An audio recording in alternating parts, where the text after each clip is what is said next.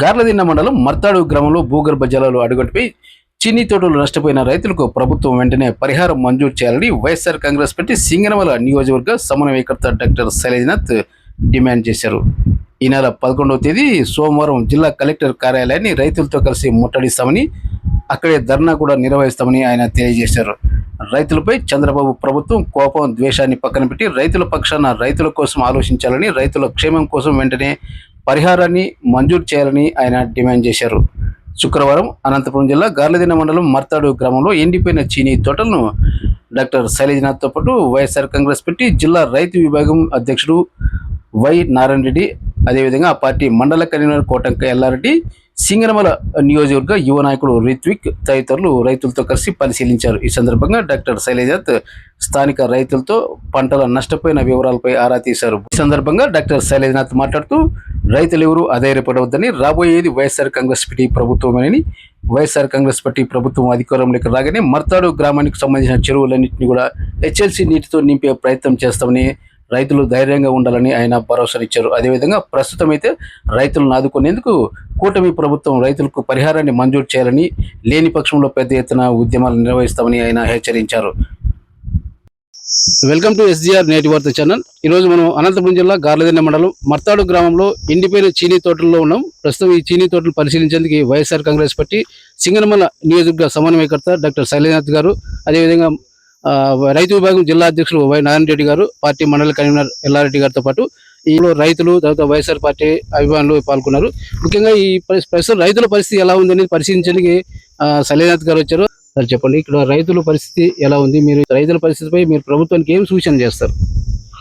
Dam పక్కలో ఉంటాయి ఇవన్నీ, అట్లాగే సైడ్ లైనింగ్ చేసి కూడా ఇక్కడ ఒక నష్టం. చెరువులకు నీళ్ళు నింపాల, దండిగా నీళ్ళు వచ్చినాయి ఈసారి. అసలు నిజంగా కడుపు తడుక్కుపోతా ఉంది. అసలుకి ఏడ్చేదోడు తక్కువ ఎవరు చూసినా కానీ. రైతును ఆదుకోవాల్సిన అవసరం ఇది ఎన్ఆర్జీఎస్ ప్రోగ్రాం కింద అప్పట్లో నేను ఎమ్మెల్యేగా ఉన్నప్పుడు చేసిన కార్యక్రమం ఇది. ఏం మాట్లాడతాం? 20-30 ఏళ్ళు కొడుకులాగా పనికొచ్చే చెట్లన్నీ పోతే రైతుని ఏమని సముదాయించేప్పుడు నాకేం చేత కావడం. చెప్పేదంటే ప్రభుత్వం నిలబడి చెట్టుకు నష్టానికి కట్టించాలా. ఇప్పుడు ఈ బ్యాంకులో చాలా డబ్బులు ఎగ్గొడతా ఉంటారు. మహా అంటే ఎంత అవుతుంది? కనుక ప్రభుత్వం స్పందించాలి. నేనేం రాజకీయాలు మాట్లాడడం లేదు.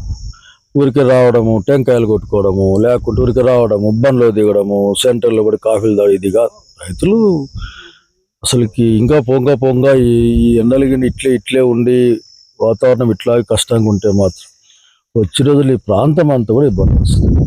ఎంతకాలం అని ట్యాంకర్లు నీళ్ళు తోలుతారు? సాధ్యం కాదు ఏదో. కాబట్టి నేను గవర్నమెంట్ని కలుస్తూ ఉన్నాను. నేను 11వ తారీఖు నేను గవర్నమెంట్ని కలుస్తాను.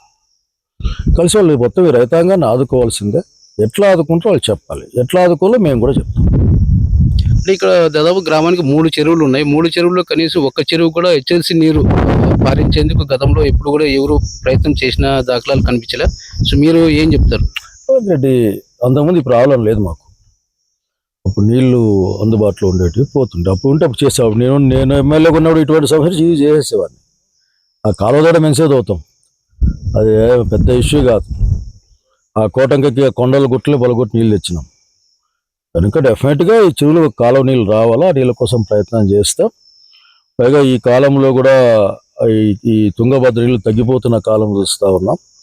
సో నేను చంద్రబాబు నాయుడు ప్రభుత్వాన్ని కోరుకుంటా ఉన్నా, మీరు రైతులంటే వ్యతిరేకత వద్దు, కోపం వద్దు, దయచేసి ఆదుకునే ప్రయత్నం చేయమని కోరుకుంటా ఉన్నా. జీవితాలు ఇక్కడ నాశనం అవుతా ఉన్నాయి. కనుక దయచేసి మీరు అందరూ కూడా పెద్ద మనసుతో నిజంగా రైతుల పక్షాన్ని వాళ్ళ మీద కోపాలు లేని నేను రైతుల పక్షాన్ని అడుగుతా ఉన్నాను. తక్షణం మీరు ఆదుకోండి. మిగిలిన చెట్లకి నీళ్లు పోసుకుని డబ్బులు ఇవ్వడము కనీసం అప్పుడు ఇచ్చాం. నాకు నన్ను అడగచ్చు, నువ్వు ఇచ్చినావా? నేను కాలంలో ఇచ్చాను. 10 లక్షల రూపాయలు పెట్టాయంటారు శ్రీరామ్. 3 బోర్లు వేస్తే ఒక చుక్క నీళ్లు పడకపోతే, చెట్లు ఎండిపోతే ఆ చెట్టుని ఏం చేయాలి అర్థం కాని పరిస్థితుల్లో. కనుక దీన్ని ఏదో అధికారులు ఏదో అట్లా ఆఫీసర్లాగా చూసుకోవడం కాకుండా రైతుల్లాగా మనుషుల్లాగా చూస్తే పరిష్కారం వస్తుంది. 11వ తారీఖున ఖచ్చితంగా కలెక్టర్తో మాట్లాడతాం. ప్రస్తుతం ఈ ఊర్లో దాదాపు ప్రతి రైతు కూడా రోజుకు 5 ట్యాంకులు 10 ట్యాంకులు ఈ విధంగా తోలుకుంటున్నారు. అయినా కూడా వాళ్ళకి సాలడం నీళ్లు. సో ఆ విధంగా నీళ్లు తోలుకోవడానికి సుమారు లక్షలు ఖర్చు పెడుతున్నారు రైతులు. తాత్కాలికంగా పరిహారం అందించడానికి మీరు ఏమైనా ప్రభుత్వం డిమాండ్ ఏదైనా చేయాలి? ప్రభుత్వం డిమాండ్లు ఏం లేదు, ప్రభుత్వం కలెక్టర్తో మాట్లాడడమే. గతంలో ఉన్న స్కీములు ఏమయ్యాయి? గతంలో నీళ్లు తోలుకోవడం కోసం గవర్నమెంట్ డబ్బులు ఇచ్చింది, ఇప్పుడు మీరు ఇయ్యరా? అన్ని చెట్లు ఎండిపోయినాయి, ఎకరాల కొద్ది ఎండిపోయినాయి. మీరు ఇచ్చే పరిహారం ఏంది? ఊరకే చూస్తాం, చేస్తాం, పంపిస్తాం, రైతు భరోసా కేంద్రాలు కొద్ది వాకిన్లు వేసుకుని ఎండకి దూరంగా ఉంటుంటే కుదరదు ఇక్కడ ఆఖరి. సో డెఫినెట్గా ఒక పెద్ద కష్టం ఈ ప్రాంతానికి, గాలి తిన్న ప్రాంతానికి, మొత్తం హార్టికల్చర్ మీద డిపెండ్ అయిన ప్రాంతం ఇది. సో ఈ భవిష్యత్తులో దీర్ఘకాలంగా చెరువులకి కాలువలు ఎట్లా అన్న విషయాన్ని ఈసారి నెక్స్ట్ టైం ఎట్లా మేము గెలుస్తాం, మా పార్టీ అధికారంలోకి వస్తుంది.